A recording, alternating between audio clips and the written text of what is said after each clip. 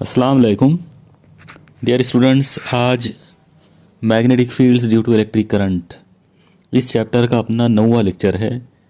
और जहाँ तक थियोरेटिकल पार्ट का सवाल है, ये हमारा आखिरी लेक्चर है। इस लेक्चर के बाद अगला जो लेक्चर रहेगा तो वो सिर्फ एक्सरसाइज के मेन जो प्रॉब्लम्स हैं उनके लिए रहेगा। तो इस तरीके से हम ये कह सकते हैं कि आज का हमारा इस चैप्टर का थियोरेटिकल पोर्शन का आखिरी लेक्चर है। ओके। आज के इस लेक्चर में हमारे 3 पॉइंट्स हैं जिन पर हमको बात करना है। उनमें से पहला पॉइंट है एम्पियर्स लॉ, दूसरा पॉइंट है सोलेनॉइड और तीसरा पॉइंट है टोरॉइड। ओके। ये तीनों पॉइंट्स एक दूसरे के साथ में कनेक्टेड हैं। इनमें सबसे जो मेन है वो है एम्पियर्स लॉ। ओके, तो चलिए शुरू करते हैं आज का ये लेक्चर। सबसे पहला जो पॉइंट हमको डिस्कस करना है वो ये है कि एम्पियर का कानून क्या है। ओके, यानी व्हाट इज़ एम्पियर्स लॉ। तो यहाँ पर सबसे पहले आप याद रखिए कि अगर आपने एक बहुत सीधा और इनफाइनाइटली एक लॉन्ग अगर आप एक वायर लेते हैं और उस वायर में से इलेक्ट्रिक करंट अगर गुजारते हैं तो उस वायर के चारों तरफ मैग्नेटिक फील्ड बन जाएगी। अगर आपने उस तार के चारों तरफ एक इमेजिनरी सर्कल अगर तैयार किया तो जो सर्कल आप इमेजिनरी सर्कल जो आप बनाओगे ऐसे पॉइंट्स का जहाँ पर मैग्नेटिक इंडक्शन एक जैसा हो, ये कंडीशन है। एक जैसा मैग्नेटिक इंडक्शन वाले तमाम पॉइंट्स को जोड़कर जो आप एक इमेजिनरी सर्कल उसके चारों तरफ आप बनाओगे, उस इमेजिनरी सर्कल को हम कहेंगे एम्पेरियन लूप। उसको एम्पेरियन लूप कहा जाएगा। और उस एम्पेरियन लूप पर अगर हमने लाइन इंटीग्रल अगर निकालते हैं उस मैग्नेटिक इंडक्शन का, तो उसकी कीमत हमेशा बर्की रो यानी इलेक्ट्रिक करंट और म्यू ज़ीरो यानी परमियाबिलिटी ऑफ फ्री स्पेस, इन दो लोगों के हासिले ज़रब के बराबर, इन दोनों के प्रोडक्ट के बराबर वो आएगा। एक बार फिर से आप सुनिए कि इसका स्टेटमेंट क्या है। बहुत ही सिंपल स्टेटमेंट है। सबसे पहले आपको एक सीधा इनफाइनाइटली लॉन्ग एक वायर लेना है, उस वायर में से एक करंट पास करना है और उस करंट के गुजारने की वजह से जो मैग्नेटिक फील्ड तैयार होगी, उस मैग्नेटिक फील्ड के मैग्नेटिक इंडक्शन का जो लाइन इंटीग्रल होगा एम्पेरियन लूप के अतराफ, इमेजिनरी एम्पेरियन लूप के अतराफ, वो हमेशा करंट यानी इलेक्ट्रिक करंट बर्की रॉ और म्यू ज़ीरो यानी परमिएबिलिटी और फ्री स्पेस, इन दो लोगों के हासिल ज़रब के बराबर होगा। इस चीज़ को मैथमेटिकली हम इस तरह से लिख सकते हैं। इंटीग्रेशन और सी का मतलब है क्लोज्ड लूप या Amperian loop, B bar dot D L bar. आप लोग याद रखो यहाँ पर ये जो चीज़ है B bar dot D L bar, इसको हम कहते हैं line integral of magnetic induction. Okay, तो ये जो line integral of magnetic induction जो है, तो इसकी वैल्यू जो है म्यू ज़ीरो और आई, इन दो लोगों के हासिल ज़रब के बराबर है। तो ये जो चीज़ है, इस फॉर्मूले को हम बोलते हैं एम्पियर्स लॉ। तो आप लोग ये बेसिकली आप इस फॉर्मूले को जो है याद रखिए। ये एक बहुत ही इम्पॉर्टेंट लॉ है और इसकी बुनियाद पर हम बहुत सारे अलग अलग जो प्रैक्टिकल जो ऑब्जेक्ट्स हम लोगों के पास होते हैं, जैसे सोलेनॉइड या टोरॉइड, तो उनमें मैग्नेटिक इंडक्शन की वैल्यू जो है वो हम कैलकुलेट कर सकते हैं by using this particular law. Okay, तो ये था एम्पियर का कानून। अब हमको इस कानून को की वजाहत करना है, तो इसके लिए इसको एक्सप्लेन करने के लिए, या आप ऐसा समझ लो कि थोड़ी देर के लिए कि मान लो हमको इसको प्रूफ करना है, तो इसको हम कैसे प्रूफ करेंगे। तो यहाँ पर जैसा आप देख रहे हो कि ये जो चीज़ आपको नज़र आ रही है स्ट्रेट लाइन के अंदर, ये एक वायर है जिसमें से करंट पास हो रहा है और इसका यहाँ कहीं तो भी सेंटर होगा। इस सेंटर में से कुछ दूरी पर, मतलब आर दूरी पर, यहाँ पर आप उसके अंदर आर दूरी ले सकते हैं। तो आर फासले पर, यानी ये जो आर फासला जो दिख रहा है, तो यहाँ पर हमने एक मान लो जितने भी पॉइंट है वो सब लिए और वो सब पर मैग्नेटिक इंडक्शन बी है। तो उन तमाम पॉइंट्स को जोड़ने वाला जो इमेजिनरी सर्कल बनेगा उसको हम बोलेंगे एम्पीरियन लूप। ओके, ये बिल्कुल वही कंसेप्ट है जो हमने इलेक्ट्रोस्टैटिक्स में गॉसियन सरफेस के नाम से भी पढ़े थे। अगर आपको याद होगा तो जब हमने इलेक्ट्रोस्टैटिक्स के अंदर यानी बर्की सुकूनियात का जो चैप्टर है उसमें हम लोगों ने पढ़ा था कि अगर कोई चार्ज बॉडी लेते हैं तो उसके चारों तरफ एक जैसी बरकी हिद्दत वाली वाले नुक्तों का यानी पॉइंट्स का की एक तसव्वुराती सतह बना सकते हैं। चार्ज बॉडी के चारों तरफ यानी बरकाए हुए जिस्म के चारों तरफ एक जैसी बरकी हिद्दत वाले तमाम पॉइंट्स को आपस में जोड़कर एक तसव्वुराती सतह बनाई जा सकती है जिसको गॉसियन सरफेस कहते हैं। ये हम लोगों ने इलेक्ट्रोस्टैटिक्स में यानी बरकी सुकूनियात के चैप्टर में पढ़े थे। अब वही वाला कंसेप्ट यहाँ पर इस पर्टिकुलर चैप्टर के अंदर है। आप लोग देखो यहाँ पर इस वायर से आर दूरी पर यहाँ मान लो एक पॉइंट है, तो इस पॉइंट पर मैग्नेटिक इंडक्शन बी बार है। फिर आप यहाँ से आर दूरी के ऊपर यहाँ एक पॉइंट ले लो, यहाँ मैग्नेटिक इंडक्शन बी आएगा। यहाँ से आप इतनी आर दूरी के ऊपर इस जगह पर एक पॉइंट लो, यहाँ मैग्नेटिक इंडक्शन बी बार आएगा। कहने का मतलब अगर आप चारों तरफ यानी इस वायर से स्मॉल आर दूरी पर, याद रखो ये जो दूरी है ये फिक्स रखना है, तो आर डिस्टेंस के ऊपर जब आप अलग अलग पॉइंट्स के ऊपर मैग्नेटिक इंडक्शन कैलकुलेट करेंगे तो आपको उसकी वैल्यू जो है वो बी मिलेगी, कांस्टेंट मिलेगी। और कांस्टेंट मैग्नेटिक फील्ड या कांस्टेंट मैग्नेटिक इंडक्शन वाले ये जितने भी नुक्ते हैं जब आप इन सब को जोड़ेंगे तो आपको ये वाला सर्कल मिलेगा। ये जो इमेजिनरी सर्कल हमको मिला इसको बोलते हैं एम्पेरियन लूप।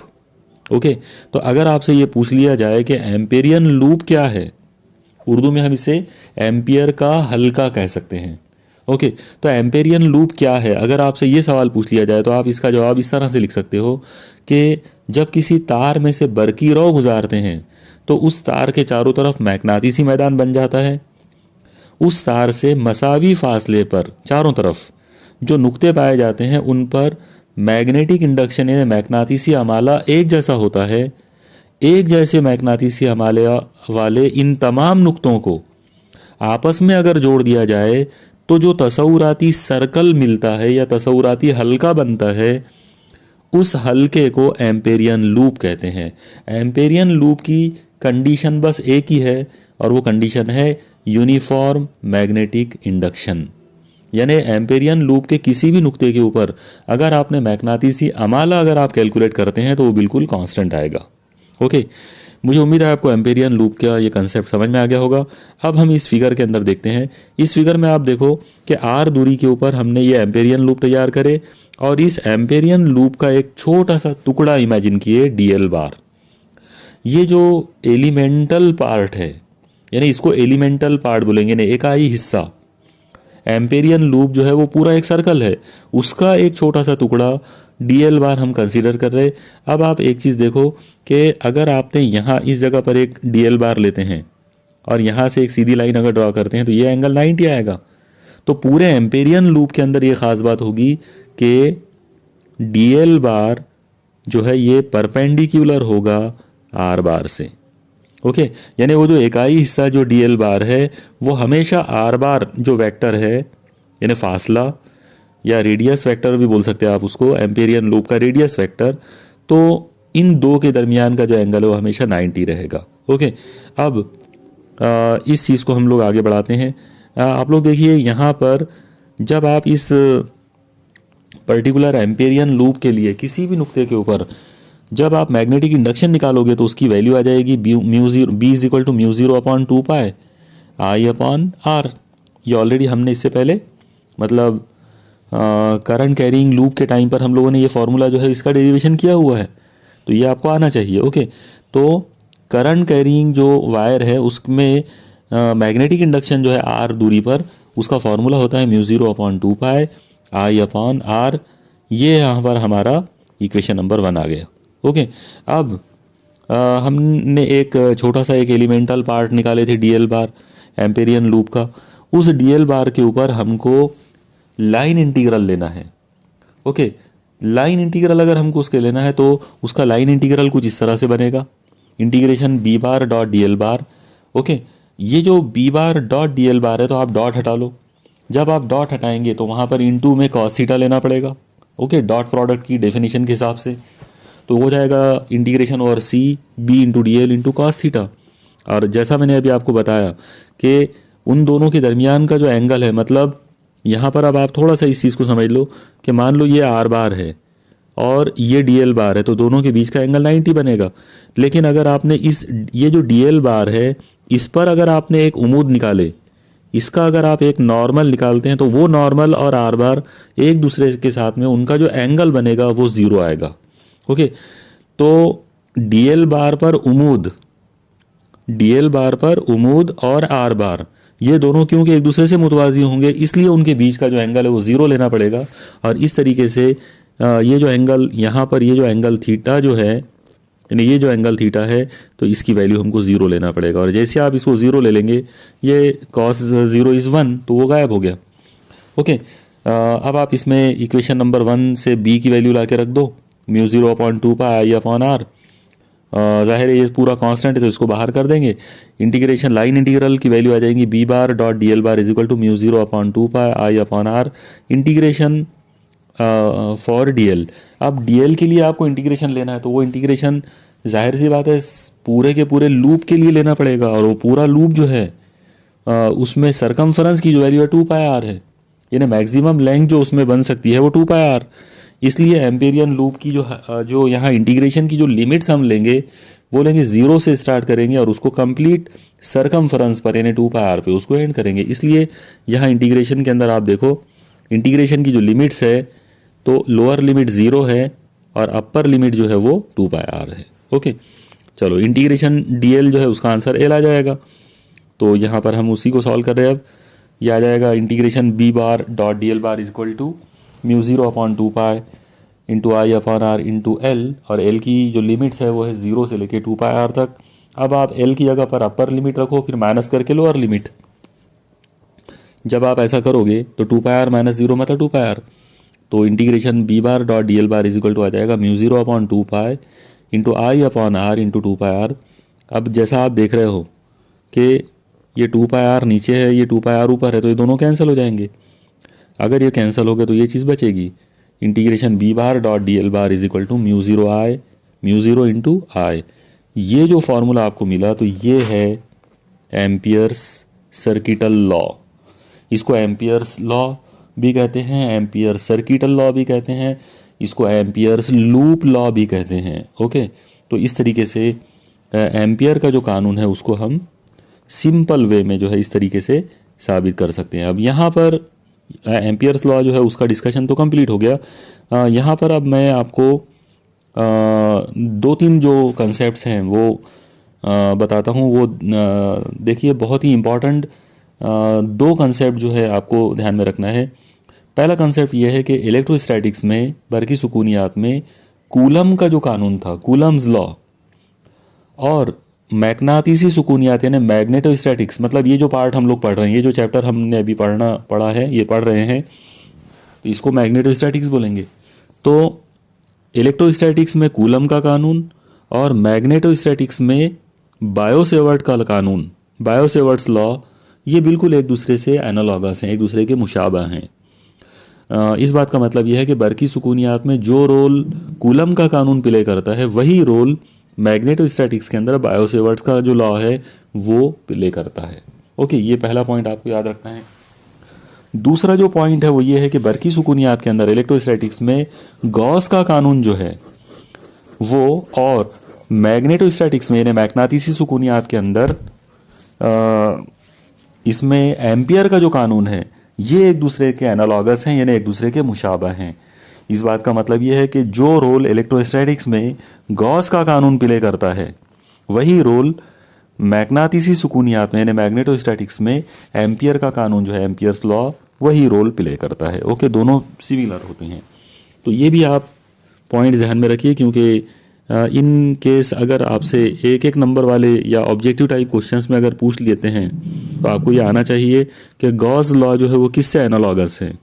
तो जाहिर है गॉस लॉ जो है वो एम्पियर के कानून से एनालॉगस है, और कूलम का कानून जो है, कूलम्स लॉ जो है वो बायो-सेवर्ट्स लॉ से एनालॉगस है। ओके,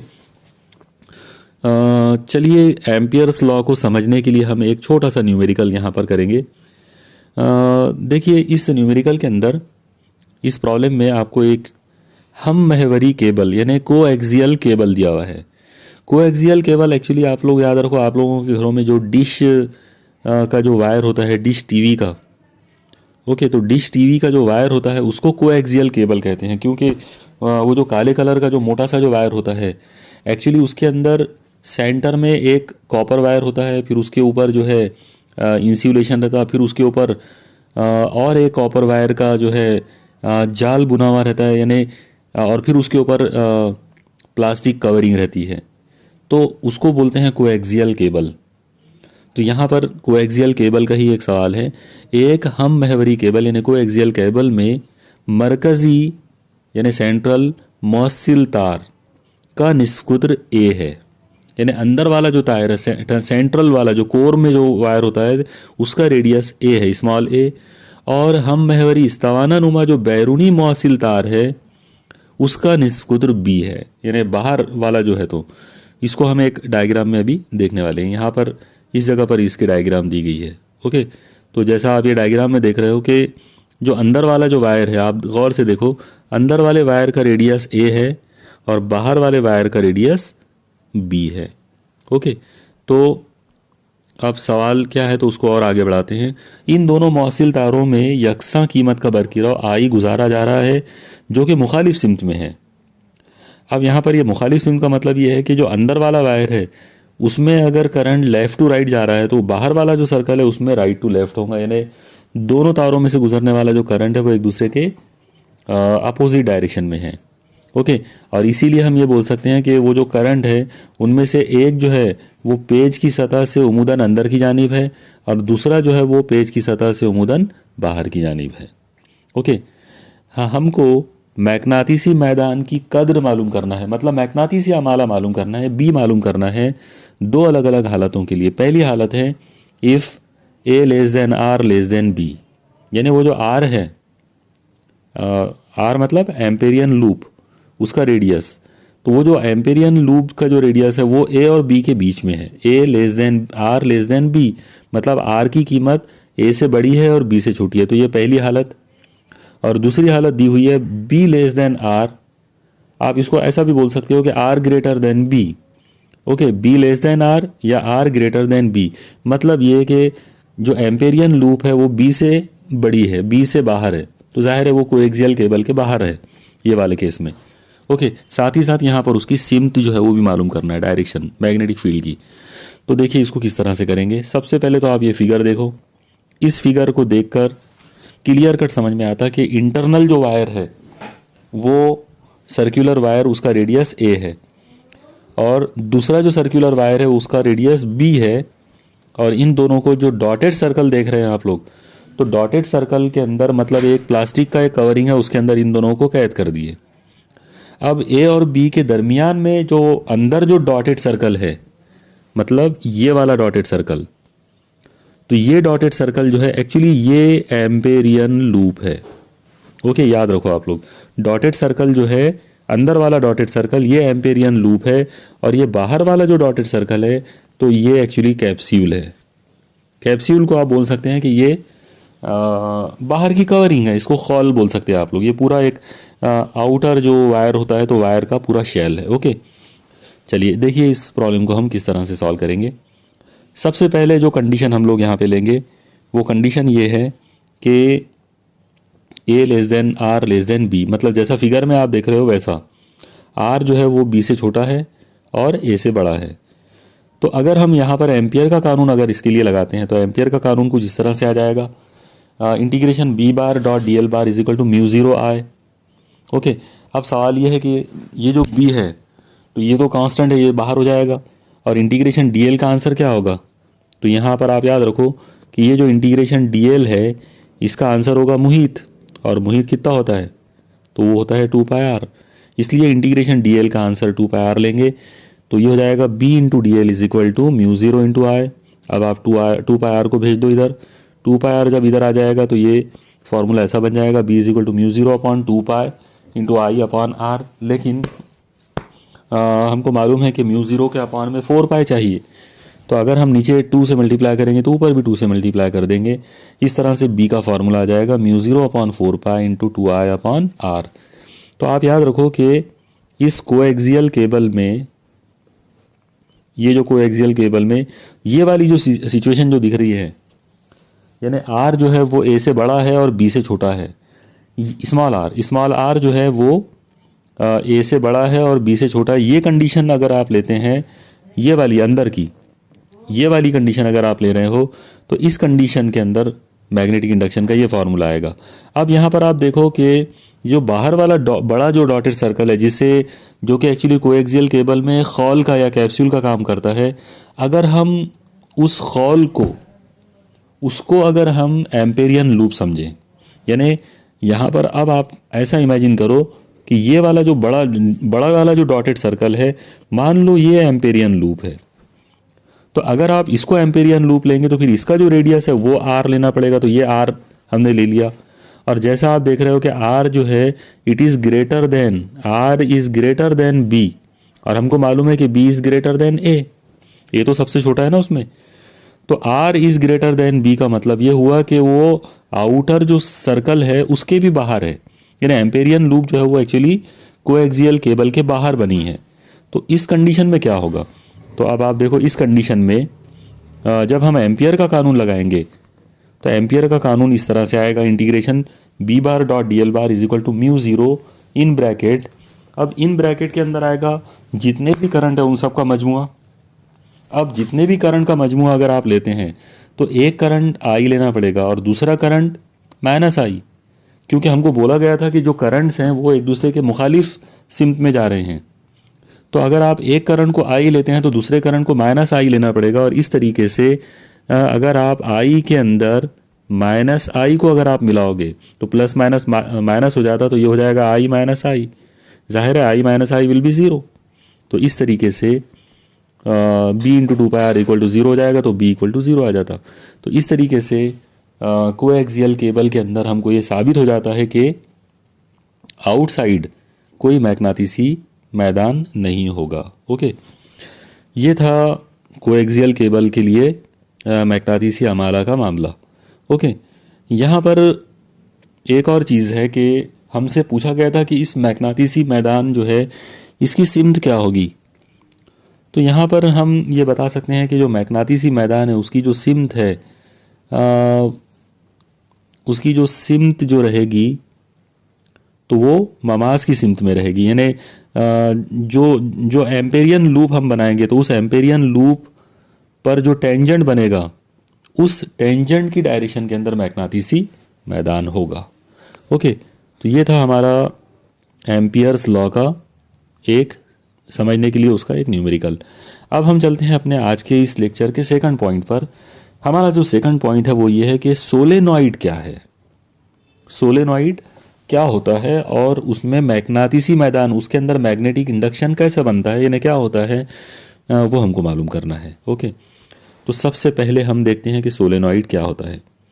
आप देखिए सोलेनॉइड जो है वो एक बहुत सीधा लंबा एक तार लेंगे, और वो जो तार लेंगे उसको हम स्प्रिंग जैसे अंदाज में लपेट कर एक बड़ा सा कॉइल बनाएंगे।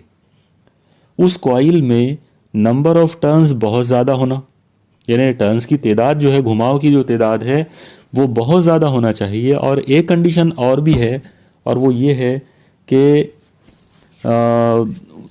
वो जो हम कॉइल लेंगे उस कॉइल का जो कुत्र होगा, उसका जो डायमीटर होगा वो उसकी लंबाई के मुकाबले में बहुत छोटा होना चाहिए। मतलब अगर वो कॉइल बहुत ज़्यादा लंबा है और उसके मुकाबले में उस कॉइल का जो डायमीटर है वो बहुत छोटा है, उसका रेडियस जो है वो बहुत छोटा है अगर, तो ऐसे कॉइल को हम बोलते हैं सोलेनॉइड।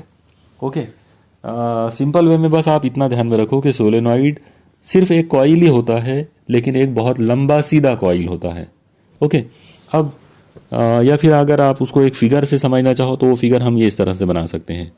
आप देखो कि ये जो चीज़ यहाँ मैंने बताने की कोशिश की है, तो बस इसको आप सोलेनॉइड बोल सकते हो। सोलेनॉइड एक लंबा स्प्रिंग नुमा तार होता है जिसमें बहुत सारे टर्न्स होते हैं, उसका डायमीटर उसकी लंबाई के मुकाबले में बहुत छोटा होता है, उसको सोलेनॉइड कहेंगे।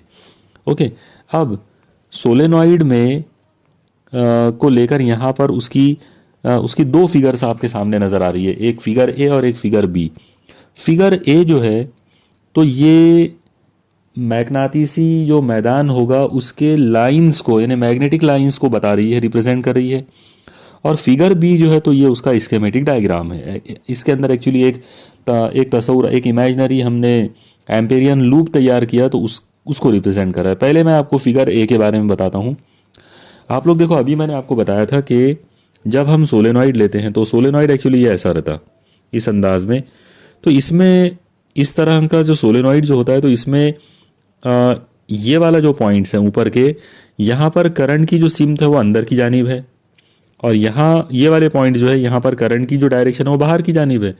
तो यही चीज़ को यहाँ पर इस पर्टिकुलर फिगर के अंदर रिप्रेजेंट किया गया। अगर आप गौर से देखेंगे तो आपको ये चीज़ समझ में आ जाएगी। आप देखो, यहाँ पर ये सर्कल्स बनाए गए हैं, छोटे छोटे सर्कल्स, और इन सर्कल्स के अंदर क्रॉस बना हुआ है। उसके मुकाबले पर यहाँ जो सर्कल्स है उनमें डॉट बने हुए हैं। आप देखो गौर से, ये सर्कल बने हुए हैं और उनके अंदर डॉट बना हुआ है। और ये चीज़ मैंने आपको पहले भी बताया था कि अगर कोई ख़त पेज की सतह से बाहर निकलने वाला होता है तो हम लोग उसको सर्कल के अंदर ऐसे डॉट से रिप्रेजेंट करते, और अगर हमको कोई चीज़ पेज की सतह के अंदर दाखिल होने वाला इन्हें उमूदन अंदर की जानिब अगर बताना है तो हम सर्कल लेते और उसके अंदर ऐसा क्रॉस बना देते। तो वही चीज़ यहाँ पर बनाई गई है। इस पर्टिकुलर फिगर के अंदर ऊपर वाले जो पॉइंट्स हैं वहाँ पर करंट की जो सिमत है, बरकीरों की जो सिमत है, वो पेज से उमूदन बाहर निकलने वाली है, और नीचे वाले जो सर्कल्स दिख रहे हैं क्रॉस के साथ में, वहाँ पर बरकीरों की जो सिमत है वो पेज से उमूदन अंदर की तरफ है। ओके, मुझे उम्मीद है आपको ये पॉइंट जो है वो क्लियरली समझ में आया होगा। अब आप एक चीज़ देखो कि जब ये करंट्स गुजरेंगे, यानी जब ये करंट इस पर्टिकुलर सोलेनॉइड के तार में से जब गुजरेगा तो इसके चारों तरफ मैग्नेटिसी मैदान तैयार होगा। वो जो मैग्नेटिक फील्ड जो तैयार होगी, तो उस मैग्नेटिसी मैदान की ख़ास बात यह है कि एकदम सेंटर में बीचों बीच वाला जो लाइन रहेगी उसमें मैग्नेटिक फील्ड ऐसी, उसका ख़त जो है वो ऐसा सीधा बनेगा। फिर इसके अलावा बाकी जो ख़त बनने वाले हैं तो वो कर्व्ड बनेंगे, मतलब वो इसके अंदर ऊपर से ऐसे जाएंगे, यहाँ से वो ऐसे जाएंगे। इसका मतलब ये हुआ कि ये वाला जो इलाका है बीच का, यहाँ पर आपको कम जगह में ज़्यादा मैग्नेटिसी खतूत मिलेंगे, और ये वाला जो एरिया है यहाँ पर मैग्नेटिसी खतूत एक दूसरे से दूर हो जाएंगे, फैल जाएंगे। तो ये इस बात का मतलब ये है कि ये जो बीच का जो इलाका है, ये वाला इलाका, यानी महवर के आसपास का जो एरिया है, वहाँ पर मैग्नेटिसी खतूत एक दूसरे से पैरेलल होंगे, एक दूसरे के से बिल्कुल मसावी फासलों के ऊपर होंगे, और इसीलिए वहाँ पर मैग्नेटिक इंडक्शन कांस्टेंट होगा या यूनिफॉर्म होगा। तो सोलेनॉइड की जो एक्सिस होती है, सोलेनॉइड का जो महवर होता है, वहाँ पर मैग्नेटिक इंडक्शन एक जैसा रहता, कांस्टेंट होता है। लेकिन उसके सिरों पर, यानी सोलेनॉइड के जो सिरे होंगे, आखिरी जो एंड्स होंगे, जो एजेस आप बोल सकते हो उसको, वहाँ पर मैग्नेटिसी मैदान की वैल्यू कम होगी। आइडियल कंडीशन में आप बोल सकते हैं कि वहाँ पर मैग्नेटिक फील्ड जो है वो ज़ीरो होगी। ओके, मुझे उम्मीद है आपको ये मैग्नेटिसी खतूत का जो कंसेप्ट है ये समझ में आया होगा। अब चलते हैं हम लोग फिगर बी पर। अब आप देखो, फिगर बी के अंदर भी उसी बात को थोड़ा सा अलग अंदाज में बताया गया है। यहाँ पर आप गौर से देखो कि इस जगह पर आपको ऐसे डॉट्स दिख रहे हैं, बहुत सारे डॉट्स, और इस जगह पर आप देखो यहाँ पर आपको बहुत सारे ऐसे क्रॉसेस दिख रहे हैं। तो आप याद रखो, क्रॉसेस का मतलब है क्रॉसेस का मतलब है बरकी ख़त का या बरकी रॉ का, इलेक्ट्रिक करंट का पेज की सतह के अंदर दाखिल होना, उमूदन अंदर की जानिब। ओके, और ये जो डॉट्स हैं, ये डॉट का मतलब यह है कि करंट की जो सिमत है, करंट की जो डायरेक्शन है वो पेज की सतह से उमूदन बाहर की जानिब है। ओके, तो इस तरीके से ये सोलेनॉइड यहाँ पर बनाया गया। और जो सोलेनॉइड का ये जो बीच का ये जो एरिया आप देख रहे हो, ये पूरा एरिया, तो एक्चुअली ये उसके एक्सिस के चारों तरफ का एरिया है। यानी बीच में से एक्सिस पास हो रही है और उसके चारों तरफ ये अंदर का ये पूरा उसका एरिया है। अब हम एक तस्वुराती एम्पेरियन लूप लेंगे। जो एम्पेरियन लूप हमने लिया है इस पर्टिकुलर जगह पर, तो वह एम्पेरियन लूप जैसा आप देख रहे हो वो ये वाली है, ये वाला चौकोर। ओके, ये जो चौकोर हमने यहाँ लिया हुआ है ये एम्पेरियन लूप है। इसके अंदर ये ए पॉइंट, पहला पॉइंट ए है, दूसरा बी है, सी है, डी है, और जैसा आप देख रहे हैं करंट की जो डायरेक्शन है उसको आप देखो, करंट की डायरेक्शन ए से बी की तरफ है, बी से सी की तरफ, सी से डी की तरफ, बाद में डी से ए की तरफ।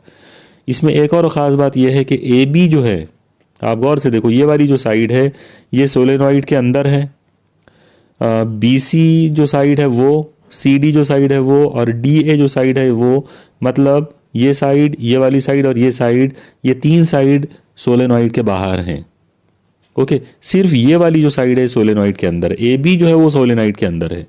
तो बस इसी चीज़ को हम एम्पियर्स लॉ अप्लाई करते टाइम पर यूज़ करेंगे। अब आप देखो, सबसे पहले हमने एम्पियर्स लॉ लिए, एम्पेरियन लूप हमने पहले समझे, एम्पेरियन लूप के ऊपर हमने एम्पियर्स लॉ लिए।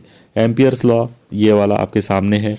ओके, लाइन इंटीग्रल यानी B bar dot D L bar is equal to mu zero into I.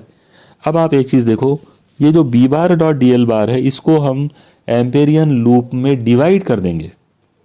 अब एम्पेरियन लूप हमारे पास रेक्टेंगल जैसी है, मुस्ततिल नुमा है, यानी आपने देखा वो ए से लेके बी तक, फिर बी से सी तक, सी से डी तक, डी से ए तक, इस तरह से है, चौकोर है, मुस्ततिल जैसी है।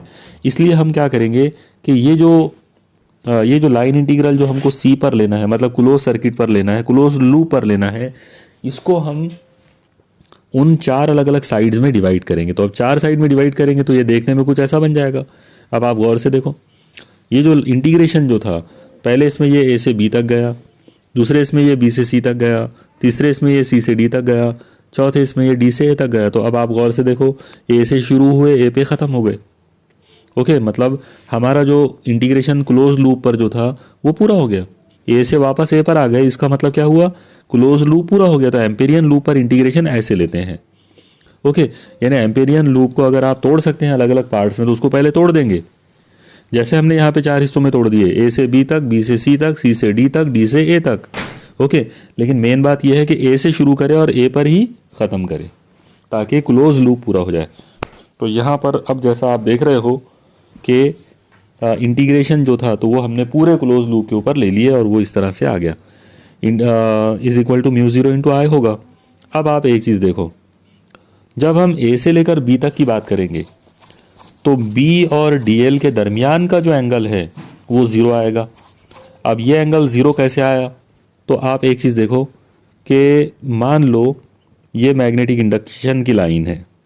ओके, तो इसी सिम्त के अंदर डी एल भी होगा, यानी ये जो बी बार है इसी के साथ में डी एल बार भी होगा, दोनों एक दूसरे से मुतवाज़ी रहेंगे क्योंकि हम सोलेनॉइड की लंबाई जो लेते हैं वो महवर के साथ ही लेंगे और बी बार भी महवर के साथ में है।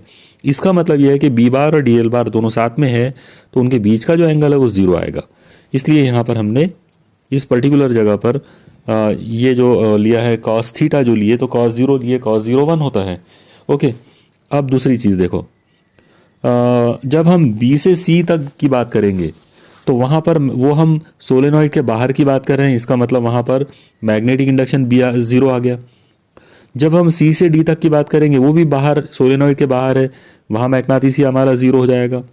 फिर हम ए से डी तक की बात करें वो भी सोलेनॉइड के बाहर है, इसलिए उसमें भी बी की वैल्यू ज़ीरो आ जाएगी। तो ये सब ज़ीरो ज़ीरो हो जाते, ये सारे ज़ीरो हटा दिए, यहाँ पर इस जगह पर कॉस ज़ीरो को वन ले लिए और इस बी को कांस्टेंट के रूप में बाहर करो तो हमको इंटीग्रेशन ऐसा मिलेगा, बी बाहर, इंटीग्रेशन में डी एल, ये इंटीग्रेशन सिर्फ ए से बी तक है, इक्वल टू म्यू ज़ीरो आई। और अब आप देखो, बी ए से लेकर बी तक जब इंटीग्रेशन करेंगे तो उसकी वैल्यू आ जाएगी कैपिटल एल। तो इसलिए यहाँ पर ये बी जो है एल, इंटीग्रेशन डी एल जो है उसकी वैल्यू कैपिटल एल आ गई, नुक्ता ए से नुक्ता बी तक। ओके, उसकी टोटल लंबाई। अब यहाँ से आगे ये इक्वेशन नंबर 1 है। अब आप ऐसा इमेजिन करो इसमें कि जो सोलेनॉइड हमने लिए उस सोलेनॉइड के अंदर नंबर ऑफ टर्न्स मान लो n है। ओके, और ये जो टोटल नंबर ऑफ टर्न्स जो है n, इसको हमको इकाई लंबाई में तकसीम करना है। तो हम इसको इकाई लंबाई में तकसीम इस तरह से करेंगे कि मान लो इकाई लंबाई के अंदर small n number of turns हैं तो हम उसको ले लेंगे n अपॉन l। ओके, इस तरीके से, यानी स्मॉल n का जो मतलब है इसमें देखो इस तरह से लेंगे कि मान लो स्मॉल n जो है वो number of turns fee per unit length है।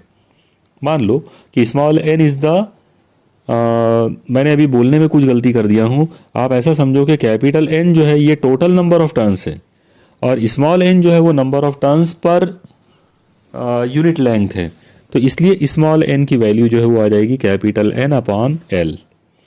और जाहिर है इसी पर से हम ये कर सकते हैं कि एन की जो वैल्यू आएगी वो स्मॉल एन इंटू एल आ जाएगी।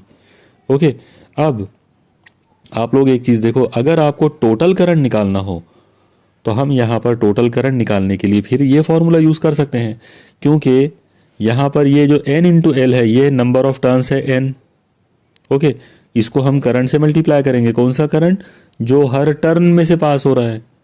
आप याद रखो कैपिटल आई जो है वो टोटल करंट है जो सोलेनॉइड में से पास हुआ, और स्मॉल आई वो करंट है जो एक टर्न में से पास हो रहा है। तो इस तरीके से हम कैपिटल आई और स्मॉल आई के बीच में ये रिलेशन बना सकते हैं। तो कैपिटल आई की जो वैल्यू हमको मिली वो मिली n into small N into capital L into small I. ये वैल्यूज़ हम इक्वेशन 1 में रख देंगे। जब इसको इक्वेशन 1 में रखेंगे तो ये कुछ ऐसा हो जाएगा, B L is equal to mu zero into small N into L into I. अब जाहिर है दोनों साइड यहाँ पर जैसा आप देख रहे हो कि इधर भी एल है इधर भी एल है, तो एल से एल कट गया, तो हमको बी का जो फॉर्मूला मिला वो फॉर्मूला ये मिला, B is equal to mu zero into N into I. Okay, यहाँ पर आप एक चीज़ और याद रखो, इस फॉर्मूले को हम ऐसे भी लिख सकते हैं, ये जो n है इसकी जगह पर हम capital N upon capital L भी ले सकते। तो अगर हम इसको वैसा करते हैं तो ये फॉर्मूला कुछ ऐसा बनेगा, b is equal to mu zero into capital N upon capital L into I. यहाँ पर याद रखो स्मॉल आई जो है ये वो वाला करंट है जो एक टर्न में से पास हो रहा है। ओके, ये था सोलेनॉइड का पूरा कंप्लीट डिस्कशन। ओके, मुझे उम्मीद है आपको ये पूरा डेरिवेशन समझ में आया होगा। अब हम चलते हैं अपने आज के आखिरी पॉइंट की तरफ। आज के इस लेक्चर का, बल्कि इस चैप्टर का आखिरी पॉइंट जो है वो है टोरॉइड क्या है, टोरॉइड में मैग्नेटिक इंडक्शन कैसे बनता है। ओके, तो सबसे पहले हम देखेंगे कि टोरॉइड क्या है। अब आप गौर से देखो डेफिनेशन क्या है टोरॉइड की। अगर एक महदूद लंबाई वाले मतलब फाइनाइट लेंथ वाले एक सोलेनॉइड को अगर लिए और उस सोलेनॉइड के दोनों जो सिरे हैं उनको पकड़कर गोल घुमा दिए, और या उनको हमने किसी ऐसे एक जैसे गाड़ियों के जो टायर होते हैं, टायर के अंदर कैसे हम ट्यूब रखते हैं, टायर के अंदर ट्यूब कैसे गोल फंसा हुआ होता है दायरानुमा अंदाज में, तो ऐसा अगर हमने एक खोखला एक पाइप लिए, एक रिंग लिए, खोखला पाइप लिए, और उस खोखले पाइप के अंदर मान लो कि आपने एक सोलेनॉइड को घुसा दिए, तो जब आप एक खोखले दायरवी पाइप के अंदर, गोल पाइप के अंदर, सर्कुलर पाइप के अंदर एक सोलेनॉइड को अगर आप डाल देंगे तो वो जो दायरा नुमा जो हमको सोलेनॉइड मिलेगा, दायरा नुमा जो सोलेनॉइड मिलेगा उसको बोलते हैं टोरॉइड। मैं एक बार आपको यहाँ एक्सप्लेन करने की कोशिश करता हूँ। आप देखो, अगर आपने एक स्प्रिंग लिए, ये इस तरह से स्प्रिंग नुमा एक तार लिया और उसको ऐसा सीधा सीधा रखे, इसको हम सोलेनॉइड बोलेंगे। यानी ये जो आपको अभी स्क्रीन पे जो दिख रहा है तो ये सोलेनॉइड है। ओके, अब मैं आपको टोरॉइड बताता हूँ कि टोरॉइड कैसा होता है। तो आप लोग देखो, टोरॉइड जो है, अगर हमको टोरॉइड लेना है तो टोरॉइड को हम ये इस तरीके से बनाएंगे। मान लो कि हमने ये इस तरह से एक दायरा नुमा एक पाइप लिए इस अंदाज में। अब ये खोखला पाइप है, इस खोखले पाइप के अंदर हम क्या करेंगे, यहाँ पर इसके अंदर ये इस तरह से एक पूरा एक बड़ा कॉइल जो है वो इस तरह से बनाएंगे।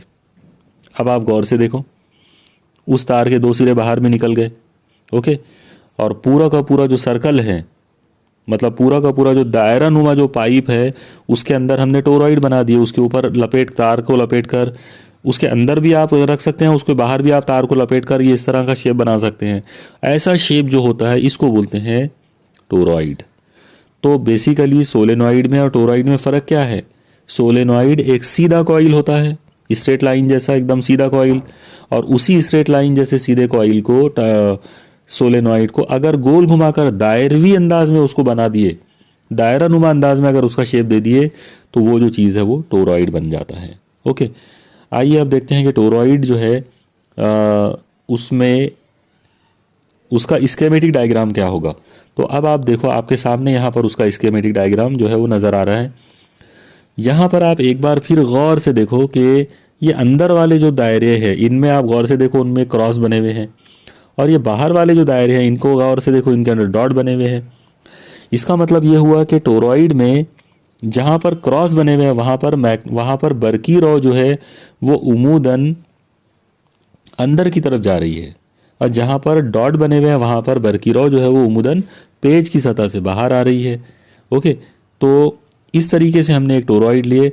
अब ये जो टोरॉइड हमने लिया, इस टोरॉइड के का जो अंदर का जो एरिया है, जो खोखला एरिया रहेगा अंदर का, वहाँ पर यानी अंदर वाला सर्कल और बाहर वाला सर्कल, दोनों सर्कल के बीच का जो एरिया होगा, उस एरिया के अंदर एम्पेरियन लूप तैयार होगी।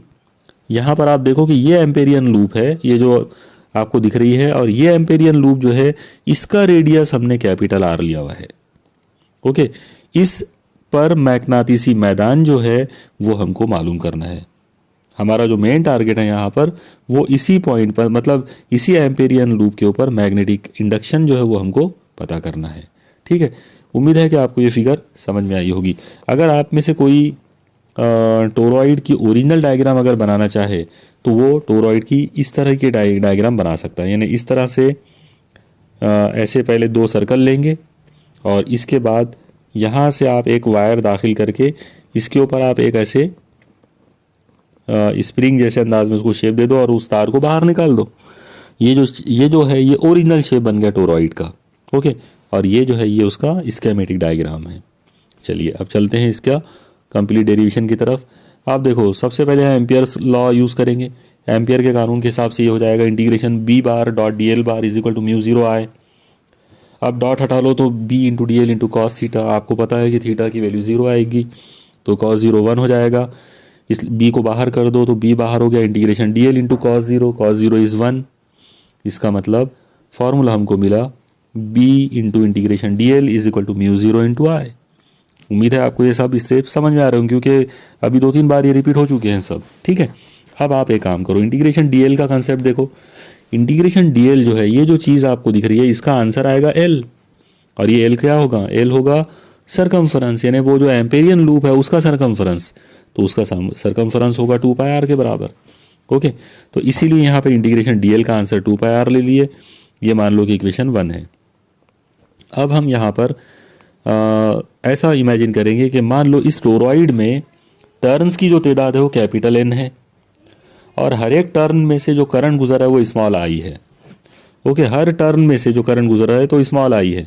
Capital I is the total current और capital N total number of turns है। तो एन की वैल्यू जो है, कैपिटल आई की जो वैल्यू है वो हो जाएगी एन इंटू आई। ओके, ये वैल्यू उठाकर इक्वेशन में रख दो, इक्वेशन 1 में, तो ये बन जाएगा B into 2 pi R is equal to mu zero into ये आई की वैल्यू आ गई, यानी कैपिटल आई की वैल्यू आ गई capital N into small I. अब आप 2 पाई आर को उधर भेज दो, तो जैसे आप 2 पाई आर को भेजेंगे फॉर्मूला बन जाएगा B is equal to mu zero into N into I upon 2 pi R. Okay, आप याद रखो इस फॉर्मूले को हम इस तरीके से भी लिख सकते हैं, यानी इसको लिखने का एक तरीका ऐसा भी है, B is equal to mu zero upon 4 pi, यानी ये जो 2 पाई है इसको 4 पाई लिख दिए। ये जो n है इसको डिवाइड कर दो r से, और वो जो i है उसको लिख लो 2i, तो आप उसको ऐसा भी लिख सकते हो। ओके, एक दूसरा तरीका ये भी है इसको लिखने का कि आप इसको ऐसा लिखो b इज इक्वल टू, यहाँ पर म्यू ज़ीरो को अकेला रहने दो, ये जो n है इसके अपॉन में ले लो 2 पाई r और इसको मल्टीप्लाई करो i से। ऐसा करने पर ये चीज़ मिलेगी n अपॉन 2 पाई r, और याद रखो n अपॉन 2 पाई r का मतलब है number of turns per unit circumference. 2 pi r जो है वो एम्पीरियन लूप का सरकमफरेंस है, इसलिए n अपॉन 2 पाई r के रूप में भी उसको लिया जा सकता है। यहाँ पर हमारा टोरॉइड वाला जो पार्ट है वो कंप्लीट हो गया। अब सोलेनॉइड और टोरॉइड वगैरह जो है, ये तमाम कंसेप्ट्स को और ज़्यादा क्लियर करने के लिए हम एक न्यूमेरिकल प्रॉब्लम सॉल्व करेंगे। आप देखिए यहाँ जो सवाल दिया हुआ है वो एक सोलेनॉइड का है। सवाल कुछ इस तरह से है, 25 सेंटीमीटर लंबाई वाले एक सोलेनॉइड को तांबे के तार से बनाया गया। इसमें घुमाव की तादाद यानी नंबर ऑफ टर्न्स 250 है। उसका अंदरूनी निष्कुत्र 1 सेंटीमीटर है। अगर उसमें से 3 एम्पियर करंट गुजारा जाए तब उसके अंदरूनी हिस्से में तैयार होने वाला मैग्नेटिसी मैदान यानी मैग्नेटिक इंडक्शन मालूम करना है, उसकी कद्र यानी उसकी मैग्नीट्यूड मालूम करना है। बहुत ही सिंपल और बहुत ही इम्पॉर्टेंट सवाल है। तो सबसे पहले आप देखो इसमें क्या क्या चीज़ें दी गई है। सबसे पहली जो चीज़ इसमें दी गई है वो है कैपिटल एल यानी सोलेनॉइड की लंबाई। सोलेनॉइड दिया गया है 25 सेंटीमीटर। सेंटीमीटर को मीटर बना दो तो 25 इंटू 10⁻⁻2 मीटर। कैपिटल एन का मतलब है total number of turns in the solenoid और वो आपको दिया गया है 250। फिर capital R radius of solenoid दिया हुआ है 1 सेंटीमीटर, तो उसकी वैल्यू हो जाएगी 1 इंटू 10⁻⁻2 मीटर। फिर आई दिया है करंट, करंट की वैल्यू दी गई है 3 एम्पियर। अब यहाँ पर आप याद रखो कि सोलेनॉइड के लिए जो फॉर्मूला हमारे पास है वो फॉर्मूला कुछ ये है, B is equal to mu zero into small N into I. Okay, तो अब हम यहाँ पर स्मॉल एन को हटाकर, जैसा अभी हमने देखा था, हम स्मॉल एन को हटाकर उसकी जगह पर कैपिटल एन ला सकते हैं। तो जब हम स्मॉल एन को हटाकर कैपिटल एन लाएंगे तो उसको एन अपॉन एल लेना पड़ेगा, एन अपॉन कैपिटल एल। तो B इज इक्वल टू हो जाएगा mu zero into N upon L into I. अब आप इसमें तमाम वैल्यूज़ पुट कर दो। देखो B इज इक्वल टू, इसमें ये जो म्यू ज़ीरो है इसकी वैल्यू है ये वाली 4 पाई इंटू 10⁻⁷। ओके, ये एसआई निज़ाम में उसकी फिक्स वैल्यू है। कैपिटल एन आपको दिया हुआ है 250। कैपिटल एल आपको दिया हुआ था 25 सेंटीमीटर। जब मीटर बनाएंगे तो 10⁻⁻2 से मल्टीप्लाई करेंगे इंटू करंट जो है उसकी वैल्यू 3 एम्पियर है। ओके, तो ये सारी वैल्यूज़ इसमें पुट करें। अब इसको सॉल्व करेंगे। अब आप देखो सॉल्व करते टाइम पर हमने एक काम किए, 25 से ये 25 को कट कर दिए, ने 250 को कट करे तो ये 10 टाइम्स हो जाएगा, इसलिए यहाँ पर 10 आ गया। ओके, और ये 25 कट गया तो इसलिए यहाँ पे 1 आ गया। अब आप इसको और आगे बढ़ाओ।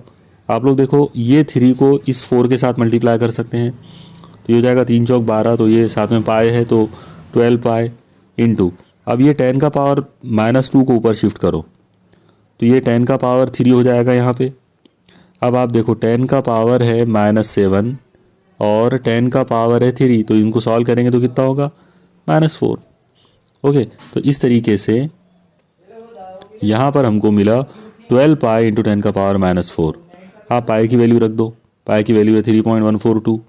इसको सॉल्व करेंगे, जब आप इन नंबरों को सॉल्व करोगे आपको मिलेगा 37.704 10 का पावर -4। अब आप ये डेसिमल पॉइंट को एक डिजिट के आगे ले लो यहाँ पे, मतलब वो ऑर्डर में उसको लिखने के लिए, तो ये 10 का पावर 1 कम हो जाएगा।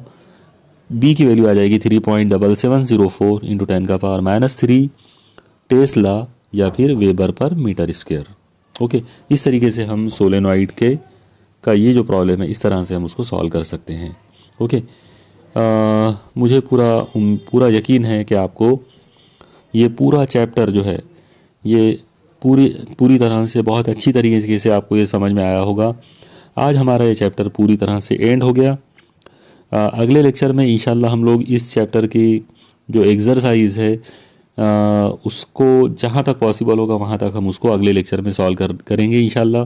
और आज वैसे हमारा थ्योरेटिकल पार्ट इसका पूरा हो गया है।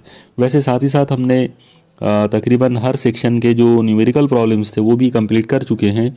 सिर्फ अब एक्सरसाइज में अगर कुछ इंटरेस्टिंग न्यूमेरिकल्स होंगे हम उन्हीं को लेंगे। ओके, चलिए आप स्टडी करते रहिए।